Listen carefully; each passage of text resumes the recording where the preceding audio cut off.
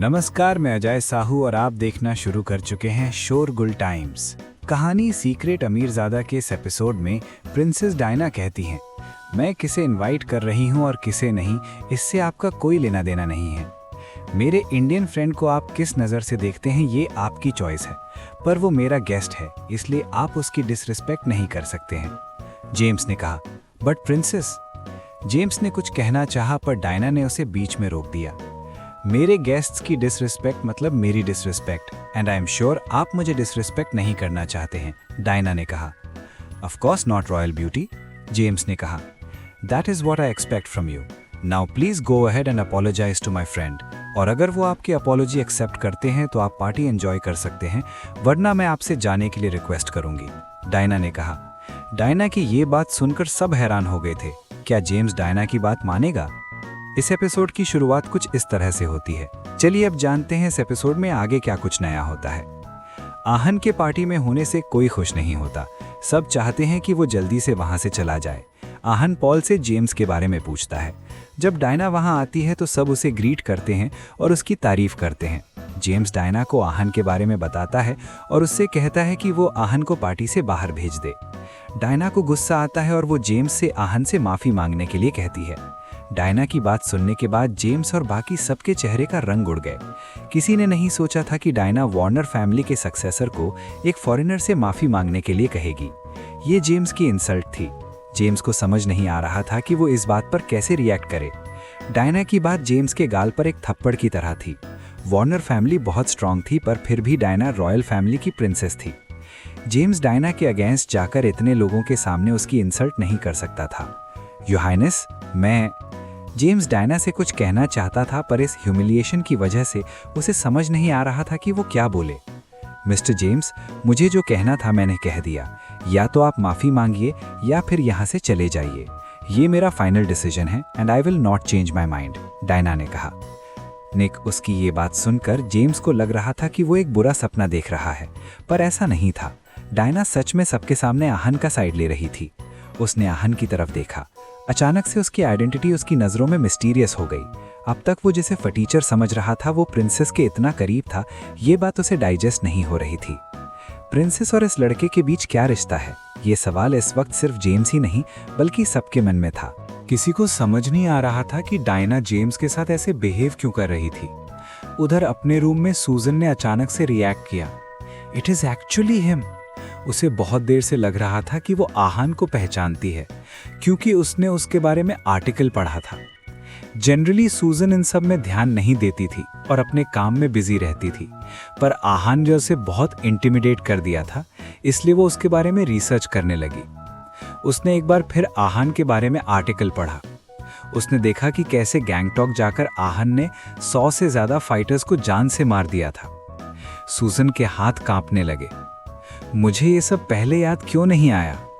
Ahan is very dangerous. I have to tell this to James sir, उसने अपने आप से कहा। इस वक्त वो बहुत घबराई हुई थी। सूजन ने सोचा अगर उसे एयरपोर्ट पर ही ये सब याद आ जाता तो वो जेम्स को पहले ही रोक देती, पर तब ऐसा नहीं हो पाया था। लेकिन अब सूजन ने फैसला कर लिया था कि वो तुरंत जेम्स को इसके बारे में बताएगी। पार्टी हॉल में डायना और जेम्स की कॉन्वर्सेशन की वजह से बहुत शांति थी। सबका ध्यान उन दोनों की तरफ ही था। अचानक से किसी का फोन बजने लगा। जब जेम्स ने चेक किया तब उसका ही फोन रिंग हो रहा था। What is the matter Susan? James ने फोन उठाते ही कहा। Sir, I want to tell you something about the man we met at the airport, Susan ने कहा। ये बात सुनकर जेम्स के माथे पर शिकन आ गई। उसने सूजन से पूछा, तुम्हें कैसे पता था कि मैं उस लड़के के बारे में इंफॉर्मेशन निकालने के लिए भूलूंगा? अभी तक तो उसने सूजन से इस बारे में कोई बात भी नहीं की थी, फिर भी सूजन ने उसके बारे में इंफॉर्मेशन निकाल ली थी। सर, सूजन भी शॉक थी। उसे समझ नहीं आ रहा था कि आखिर जेम्स उसे इंफॉर्मेशन निकालने के लिए क्यों बोलने वाला था। सर, कहीं ऐसा तो नहीं है कि आप उस इंडियन से किसी आर्ग्यूमेंट में पड़ गए हैं? I hope you haven't offended him, Susan ने पूछा। What are you saying? James ने गुस्से में कहा। उसे समझ नहीं आ रहा था कि सूजन आहन के फेवर में बात क्यों कर रही थी। सर, मुझे उस लड़के के बारे में कुछ इन्फॉर्मेशन मिली है और वो मैं आपको बताना चाहती हूँ, सूजन ने कहा। बताओ क्या बताना है उस लूजर के बारे में? जेम्स ने कहा। सर, उसका नाम आहान रायज़ादा है।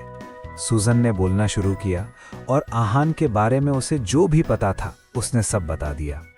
सूजन की बातें सुनकर जेम्स के चेहरे के एक्सप्रेशंस बदलते ही जा रहे थे। पूरी बात होने के बाद जेम्स ने फ़ोन रख दिया। फ़ोन रखने के बाद उसने कुछ सेकंड हेजिटेट किया और फिर डायना से माफ़ी मांगने के लिए तैयार हुआ। वो आहान से तो किसी भी कीमत पर माफ़ी नहीं मांगने वाला था। Royal princess Diana, I am very sorry. आपकी पार्टी में आकर मैंने आपके गेस्ट को ऑफेंड किया। Please accept my apology. उसने बहुत रिस्पेक्टफुली झुककर डायना से माफ़ी मांगी। मिस्टर जेम्स, मैंने जो कहा शायद वो आपने अच्छे से सुना नहीं, डायना ने कहा। मैं चाहती हूँ आप आहान से माफ़ी मांगे, मुझसे नहीं। वो अपनी बात को लेकर बहुत स्टबर्न थी। जेम्स बहुत बेचैन हो रहा था। कुछ देर पहले ही उसने कहा था कि वो आहान को इस पार्टी से बाहर फेंकवाएगा, पर यहाँ पर सब कुछ उल्टा हो चुका था। यहाँ पर वो हो रहा था जिसकी कल्पना उसने सपने में भी नहीं की थी। डायना उसे ही बाहर जाने के लिए कह रही थी। प्रिंसेस, मेरे और आहान के बीच में अभी आर्ग्यूमेंट हुई है। ऐसे में मैं उससे अभी माफ़ी नहीं मांग सकता, जेम्स ने कहा। Then I am sorry Mr James, I will have to ask you to leave, Diana ने कहा। उसका दिल बिल्कुल पिघलने वाला नहीं था। इस वक्त जेम्स पर क्या बीत रही थी ये सिर्फ वो ही समझ सकता था। उसका दिल बेचैन था और उसे बहुत गुस्सा आ रहा था। चाहकर भी वो किसी पर अपना गुस्सा नहीं उतार सकता था। Okay, I will leave now. Happy birthday royal princess Diana, James ने कहा। उसके पास वहां से जाने के अलावा कोई और ऑप्शन नहीं बचा था। इतना बोलने के बाद वो वहां से चला गया। जाने से पहले उसने एक बार मुड़कर आहान को देखा। उसकी आंखों में आहान के लिए नफरत साफ नजर आ रही थी। जेम्स को जाता देख सब हैरान थे। यहाँ पर सबकी उम्मीद से अपोजिट सिचुएशन हुई थी। सबकी नज़र में डायना जेम्स का साथ देने वाली थी, पर उसने साथ दिया आहान का। ये सबके लिए किसी बड़े झटके से कम नहीं था। जेम्स के चले जाने के बाद पार्टी नॉर्मल तरीके से शुरू हो गई। सब इस शॉक से रिकवर कर चुके थे और डायना के साथ पार्टी एंजॉय कर रहे थे। जेम्स के जाने से पार्टी के माहौल में कोई फर्क नहीं पड़ा था। सब जेम्स की ह्यूमिलिएशन को भूल चुके थे। पार्टी में कुछ लोग थे जो थोड़ी थोड़ी देर में आहान की तरफ देख रहे थे और उसकी आइडेंटिटी गैस करने की कोशिश कर रहे थे। आखिर ये लड़का कौन है जिसकी वजह से प्रिंसेस ने वॉर्नर फैमिली को ऑफेंड किया है? इस वक्त सबके दिमाग में बस यही एक सवाल घूम रहा था। इतना सब कुछ हो जाने के बाद डायना ने अपनी स्माइल रिकवर की और जो भी उसे विश कर रहा था उन्हें थैंक यू बोलने लगी। सबको ग्रीट करने और सबसे मिलने के बाद डायना आहान के पास गई जो एक कॉर्नर में खड़ा था। Hello Ahan, I am sorry for what happened, Diana ने आहान के पास जाते ही कहा। उसका चेहरा बहुत उदास था। No, it's okay, it has nothing to do with you, Ahan ने कहा। आप मेरी वजह से यहाँ आए हो, मेरी पार्टी अटेंड करने आए हो। अगर आप यहाँ आए ही नहीं होते तो ऐसा कुछ नहीं होता, इसलिए ये सब मेरी वजह से ही हुआ है, डायना ने कहा। इसके बारे में ज़्यादा मत सोचो, आहान ने कहा। एनीवेज, जब तक मैं आपके साथ हूँ कोई आपको हर्ट नहीं कर सकता। आहान ने डायना की बात को दिल से नहीं लगाया और स्माइल करने लगा। डायना, अगर वो अब मुझे परेशान करेगा तो मैं उसे अच्छा सबक सिखाऊंगा, पर अगर वो मुझे ऑफेंड नहीं करेगा तो मुझे भी फालतू लड़ने में मज़ा नहीं आता है। आहान के ये बोलने के बाद डायना सबके साथ पार्टी एंजॉय करने लगी। इस वक्त जेम्स ने सूजन को कॉल किया और उसके घर पहुंच गया। उसने सूजन से सारी इन्फॉर्मेशन ली और अलग अलग जगह से वेरीफाई करवाने लगा। Global martial arts competition Vatican city में होने वाला था। सारे पार्टिसिपेंट्स धीरे धीरे वहां पहुंच रहे थे। इंटरनेशनल मार्शल आर्ट्स अलायंस ने पार्टिसिपेंट्स के लिए टेम्पररी स्टे रोम में अरेंज किया गया था। रोम के एक होटल में एक आदमी मेडिटेशन कर रहा था। ये कोई और नहीं बल्कि आर्थर था, जिसके बारे में आहान ने रक्षित के भेजे डॉक्यूमेंट में पढ़ा था। आर्थर चर्च गार्ड का कैप्टन था और उसका काम पोप को प्रोटेक्ट करना था। वो एक मार्शल आर्टिस्ट था जो बहुत स्ट्रांग था। रात का टाइम था और आर्थर अपने रूम में मेडिटेशन में लीन था जब अचानक से उसका फ़ोन बजने लगा। आर्थर ने अपनी आंखें खोली तो उसकी आंखों में इरिटेशन साफ नजर आ रही थी। उसने देखा कि कॉल उसके भाई जेम्स वॉर्नर का था। वॉर्नर फैमिली की इतनी रिस्पेक्ट आर्थर की वजह से भी थी। वो इस वक्त जिस पोजीशन पर थे वहां पहुंचने में आर्थर की स्ट्रेंथ का भी बहुत बड़ा हाथ था। जेम्स का कॉल देखकर आर्थर का मुंह बन गया। उसे समझ नहीं आ रहा था कि वो इस वक्त उसे कॉल क्यों कर रहा था। हेलो, मैं बोल रहा हूँ। आपके पास टाइम है? फोन उठाते ही जेम्स ने कहा। क्या हुआ बोलो, आर्थर ने कहा। ब्रदर, बड़ी बात है, इसलिए मैंने आपको कॉल किया है, वरना फाइट से पहले मैं आपको कभी डिस्टर्ब नहीं करता, जेम्स ने कहा। जेम्स ने आहान के बारे में बहुत पता किया था और सब जगह से उसे ये पता चला कि आहान बहुत स्ट्रांग है और वो किसी से नहीं डरता है। ये सब जानने के बाद जेम्स बहुत डर गया था और उसे बस एक ही इंसान नजर आया जो उसकी मदद कर सकता है, उसका बड़ा भाई। जो बात है साफ साफ बोलो, आर्थर ने कहा। ब्रदर, मैं प्रिंसेस की बर्थडे पार्टी में गया था। वहां मेरी आहान रायजादा नाम के लड़के से आर्ग्यूमेंट हो गई थी। उसके बाद जेम्स ने आर्थर को सब कुछ बताया। उसने बात ऐसे बताई थी जैसे विक्टिम वो था। उसकी एक्टिंग स्किल्स बहुत ज्यादा अच्छी थी। मैं आहान रायजादा को जानता हूं, वो इंडियन मार्शल आर्टिस्ट है, आर्थर ने कहा। उसे यकीन नहीं हो रहा था कि उसके भाई और आहान के बीच में टेंशन हो गई है। और जितना तुम्हें पता है, मैं उससे कहीं ज्यादा जानता हूं। वो इंडिया का बेस्ट मार्शल आर्टिस्ट माना जाता है और शायद इंटरनेशनली भी उससे स्ट्रांग बहुत कम लोग हैं, आर्थर ने कहा।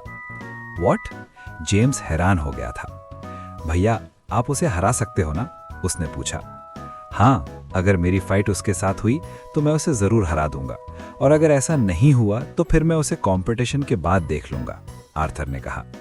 That is great big bro, मैं अब आपके भरोसे हूं, जेम्स ने कहा। हाँ, तुम फिक्र मत करो। इस वक्त तुम प्रिंसेस को इम्प्रेस करने के बारे में सोचो। तुम्हारा प्रिंसेस से दोस्ती करना बहुत जरूरी है। आगे चलकर तुम दोनों की शादी की बात होने वाली है, आर्थर ने कहा। क्या? पर मैं तो इसके बारे में कुछ नहीं जानता, जेम्स ने कहा। हाँ, डैड चाहते थे कि मैं डायना से शादी करूं, पर मैंने मना कर दिया। अब ये काम तुम्हें करना है। वॉर्नर फैमिली के लिए बहुत जरूरी है कि तुम दोनों की शादी हो जाए।